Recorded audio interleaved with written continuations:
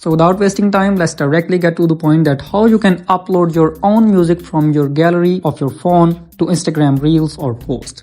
So first of all, you have to make sure that your Instagram app is up to date, and after that you have to tap on this plus button and select the reel that you want to post and tap on the next button. Here you have to tap on this audio icon which have the plus icon, and as soon as you tap on it, here next to the search bar you get an option import. So you gotta tap on that and your gallery will be opened. It will contain all the videos that have the music. Now you have to keep in mind that if you are on iPhone, it will only allow you to use the audios from the videos which are residing in your gallery, and I have selected that music from there which has now been implemented and adjusted with my reel. You can also select that which portion of the music that you want to select. Now if you want to do the same thing on your post, the process will not be the same. If I go back from here and switch to a post, select the photo that I want to post and press the next button. Now if I go to the music, here I don't get any option to import.